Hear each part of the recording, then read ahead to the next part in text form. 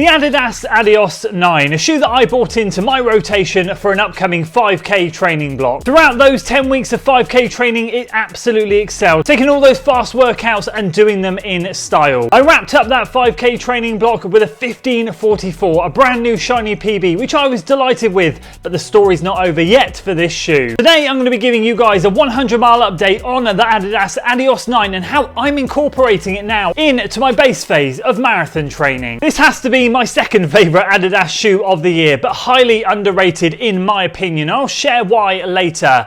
As with all 100-mile update videos, we'll be going through the wear and tear on the shoe, how I've been using it, and then if I'll continue using it moving forwards. After that, I'll let you know the plans for this shoe, on how I'll keep using it in my training. Let me very quickly start off with sizing before we go through the wear and tear though, because sizing is a massive issue in a lot of Adidas shoes for me. Now, I've been a massive fan of Adidas shoes for a while, but I've really got into them more so over the last year or two. Pro 3 was exceptional for me during my marathon block last year, and the Evo SL has been a welcome addition this year to the point where I've actually got myself 2 pairs now. And the Adios 9 is another absolute banger, and this is the one Adidas shoe that actually fits me perfectly without me having to cut a little hole in the end for my toe. Now that might sound a little bit weird, so I'll give you guys a little bit more context very quickly for the people that don't know. So I'm a UK size 13, Adidas go 13, 13 and a half, 14, but in terms of actual centimetres in the length of the shoe, an Adidas 13 is much shorter than any other brand, so I have to half size up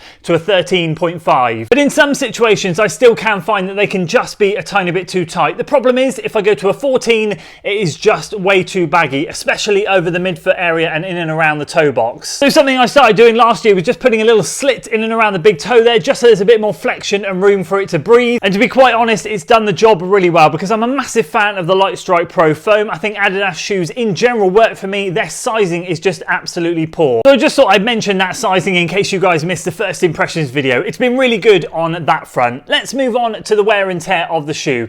So as you can see, it's a little bit dirty. It's definitely not white anymore, but as you'd expect after 100 miles, no snags, no frays, no tears in the shoe. Lacing feels really good, upper feels really good. The laces do feel a little bit flimsy. They do kind of look like they might just start fraying at some point, but obviously I've had no issues whatsoever. The only bugbear I have this shoe, and it is only one, and it does kind of impact things a little bit, is the tongue is super short. Now the tongue is sewn in to the top of the shoe, in and around this section here. It says light lock, and then just here you'll see some stitching there. You'll also see some stitching just here. That's the tongue being sewn on from the inside, so it literally does not move anywhere, but the length of this tongue is just really short. And as you can see here, when you do a decent double knot, the tongue only just covers that knot. But otherwise, that's the only thing that I was a little bit worried about. Everything, however, is holding up really nicely.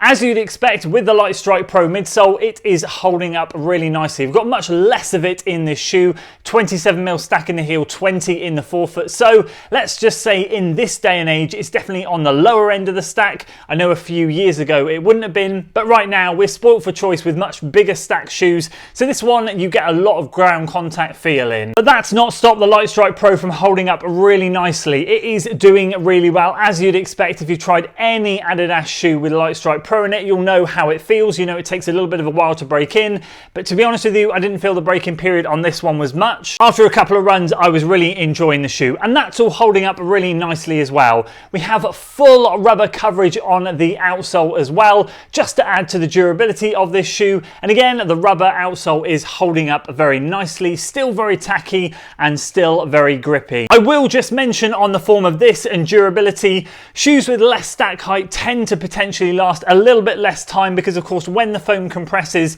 not only are you already getting ground contact feel when the foam is good, but when the foam is bad and compressed, it really is going to shake through your bones. So how have I been using the shoe? Well, the first batch of testing in this shoe, or usage I should say, was throughout that 5k training block, and I think that took it to in and around 70 miles. So I've put another 30 in it since that last 5k back, I think it was on the 21st or 23rd of May. Throughout that 5k training block, it took every single Tuesday session, which was a fast 5k specific session, usually in the realms of 200, 400, 600, 800 meter repeats. This thing did it all. Now I did get the Streak Fly in for testing and did a little bit of A/B testing with this shoe, and of course, as you can probably imagine, the Streak Fly is lighter than this shoe, Streak Fly 2 I should say, is lighter than this shoe and it does have a carbon plate. So I slipped this one at the start, got a few rep times done in it, slipped the Street Fly on, and it did indeed blow this shoe out of the water. But of course I'm not looking for a carbon plated shoe to train in all the time, so I went straight back to this shoe,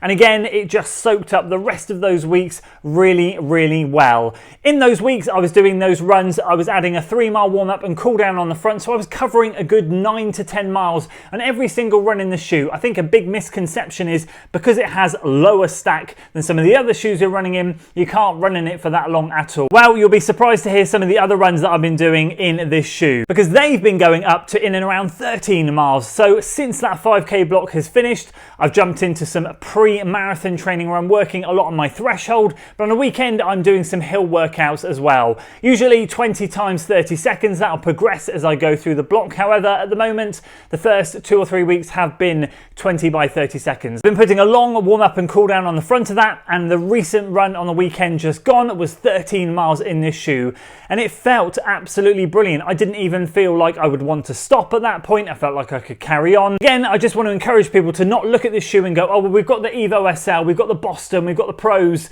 they've got much more stack height in them. Yes, you're right, they will protect your legs better than this shoe, but I still feel there's always a place in a rotation for a shoe like this, and don't think you're just going to get a short amount of miles in it. You can definitely run a little bit longer than you think. And bearing in mind, I'm probably in and around that 91, 92 kilo area, so I'm definitely not a lighter runner at all, and it's working really well for me. So the question is, after 106 miles, will I continue to use this shoe moving forward? Well, absolutely. It's showing no signs of slowing down, and I'm absolutely loving incorporating this into my rotation. So currently in my training, I'm using some bigger stack shoes for those double threshold days and the longer single threshold workout that I'm doing as well. And I actually really do appreciate slipping on something like this towards the end of the week, especially for that hill workout. So for the remainder of this block, nothing's going to change. I'll be reaching for this shoe for those hill workouts. I find it to be great, especially on hills. I just feel like as I've got more ground contact feeling this shoe, I'm engaging all my muscles. I can definitely feel that as I'm towing off up the hill,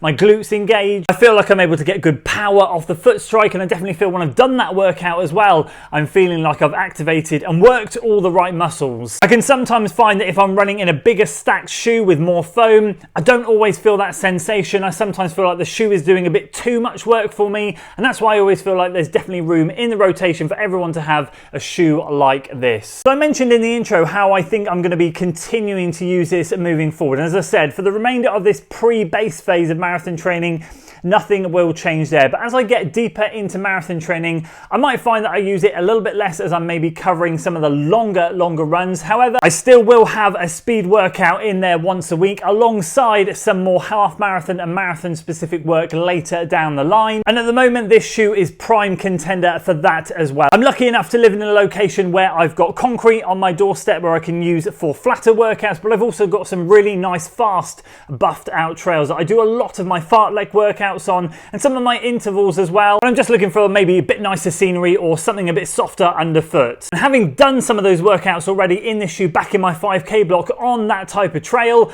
I absolutely loved it. It did brilliantly, and I would have no hesitation in going out there and again covering up to a half marathon, maybe even 15-16 miles in this shoe. At the moment, I feel like the Lightstrike Pro is holding strong. As soon as I feel that it's not, then this shoe will get shelved. It's not worth an injury risk. As I said, I think when a lower stack shoe, I'm going to say lower because of course a few years ago we'd have been used to running in these type of stack shoes, but now as it's classed as lower, as soon as it starts to feel like it's compressing too much and I'm getting a bit too much ground contact feel, I won't hesitate but to shelve it. So prediction on durability, I think as I said, I'll get it over 200 miles. It's then going to depend on how it goes from 200 to 300. I have a feeling it will do absolutely fine, but I'm certainly not going to risk anything, and I'm not going to be trying to push this to any crazy numbers. There we go, those are my thoughts on the Adidas ADIOS 9 after 100 miles. Massively underrated this year. Big shout out to Tim Gross. He enjoyed the ADIOS 8 from last year, and when the 9 came out this year, he said to me that I actually think you'll probably get on with this shoe quite well. So I took a punt, and I'm very grateful for his recommendation because he was right.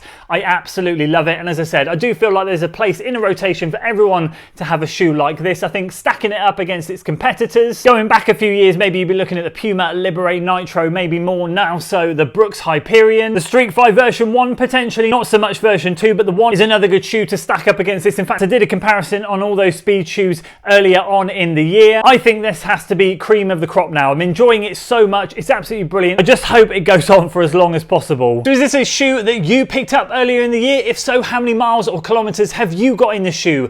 Let me know down in the comments below. Or is it something that you're thinking about picking up? Price point on this shoe is absolutely brilliant. I'm sure you can get discounts on it already. It's well worth grabbing if you haven't already. And speaking of durability, if you're interested in seeing my thoughts on the Evo SL after 300 miles and you haven't seen that one, check out this video up here. Or if you want to know my thoughts on how Adidas have really disrupted the market with that shoe as well, check out this video down here. And I'll see you guys over on one of those.